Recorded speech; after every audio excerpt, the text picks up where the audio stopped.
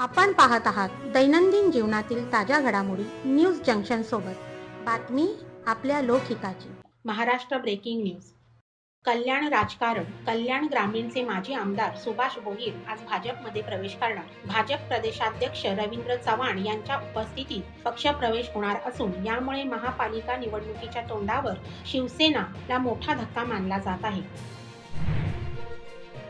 अंबरनाथमध्ये बोगस मतदारांचा आरोप. अंबरनाथमध्ये हजारो बोगस मतदार असल्याचा आरोप भाजप व काँग्रेसने केला आहे. हे मतदार शिवसेना शिंदे गटाने जोडल्याचा दावा. एक मंगल कार्यालय एकाच ठिकाणी शेकडो महिला आढळल्यानंतर प्रकार उघडकीस आला. अंबरनाथ शहरातील प्रभाग क्रमांक 28 मध्ये पैसे वाटत असताना 2 जणांना राष्ट्रवादी काँग्रेसच्या कार्यकर्त्यांनी रंगेहात पकडले. भाजप उमेदवारांकडून पैसे वाटप होत असल्याचा आरोप असून प्रकरणाचा तपास सुरू आहे. राज्यातील 23 नगरपालिका, नगरपंचायती आणि 154 सदस्य पदांसाठी आज मतदान होत आहे.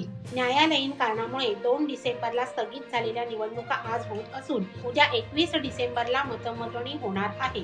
एकूण 246 नगरपरिषद व 42 नगरपंचायती. राज्यात थंडीची लाट येण्याचा इशारा. शनिवारी अनेक भागात तापमान 10 अंशाखालील जाण्याची शक्यता.